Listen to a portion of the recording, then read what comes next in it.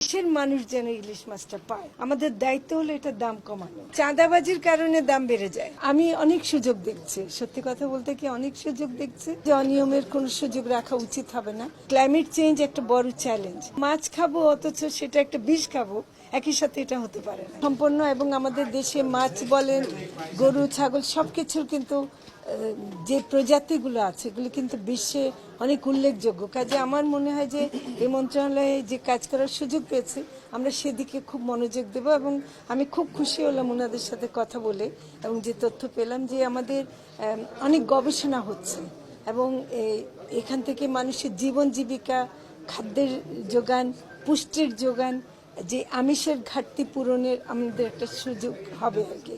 তো সেই জন্য অনিয়ম যদি থাকে সেটা আমি অবশ্যই জানবো পরে, কিন্তু আমার মনে হয় যে অনিয়মের কোনো সুযোগ রাখা উচিত হবে না। আমরা সেটা অবশ্যই এটা দেখব।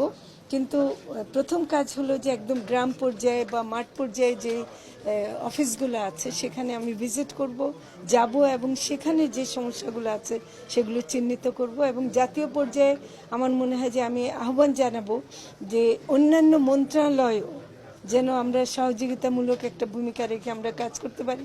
কারণ ক্লাইমেট চেঞ্জ একটা বড় চ্যালেঞ্জ এবং সেটার কারণে কিন্তু মৎস্য সম্পদ এবং প্রাণী সম্পদে ক্ষতিগ্রস্ত হয়।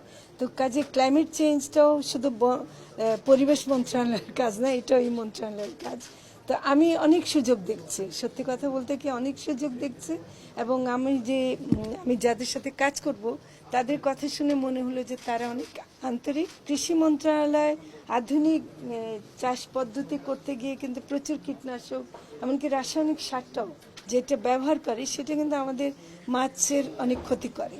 এবং সে আবার ওদিকে মৎস্য চাষ যখন বাণিজ্যিকভাবে হয় তারা সেখানে ফিডের কথা আমি একটু বলছি যে ওখানে কিন্তু অনিরাপদ ফিডও থাকে, ওগুলো কিন্তু আমাদের দেখতে হবে। আর কীটনাশক দিয়ে মাছকে আবার যে হারভেস্ট করা হয় সেটা কিন্তু খুব ভয়াবহ একটা জিনিস। তো ফলে মাছ খাবো অথচ সেটা একটা বিষ খাবো, একই সাথে এটা হতে পারে না।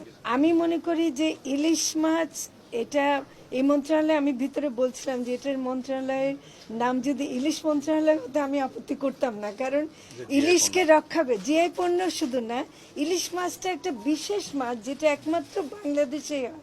এটা রপ্তানির চাইতে বেশি আমাদের চেষ্টা করতে হবে দেশের মানুষ যেন ইলিশ মাছটা পায় এবং সেটার দামটা অহেতুকভাবে বাড়ানো কোনো মতে যুক্তিসঙ্গত নয়।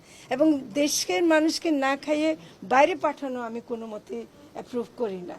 তো ফলে যদি সেটা রক্ষা করতে পারি, আমরা সবাই মিলে ইলিশ খেতে পারি, সেটা আমরা চেষ্টা করি। আমরা শুধু পোলট্রি ফার্ম করে ডিমের সরবরাহ বাড়ানো দিয়ে আমাদের সমাধান না, কারণ পোলট্রি ফার্ম একরকম দেয় যেটার মধ্যে অনেক সমস্যাও আছে।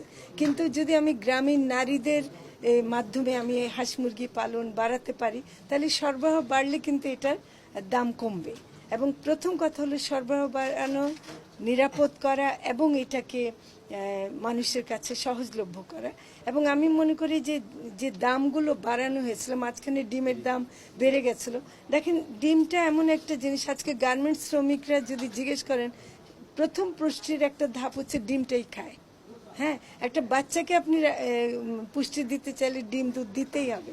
তো এগুলো না করলে আমাদের ভবিষ্যৎ প্রজন্মকে আমরা কি করে সুস্থ রাখবো?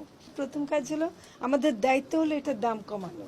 এবং এখানে অনেক সিন্ডিকেট আছে অনেক লেভেলে, যেমন আমি একটা জায়গায় শুনছি যে শুধু চাঁদাবাজির কারণে দাম বেড়ে যায়।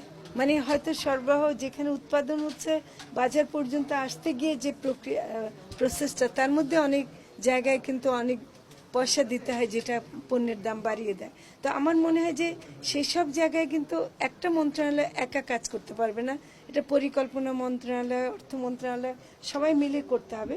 এবং এইসব বিশেষ খাদ্যের দাম বাড়তে দেওয়া যাবে না, এটা কিন্তু আমার মনে হয় যে আমাদেরকে আমি আরও আলোচনা করব যে কোথায় কোথায় সমস্যাটা আছে এবং সেখানে গিয়ে আমরা অবশ্যই দাম কমানোর চেষ্টা করব।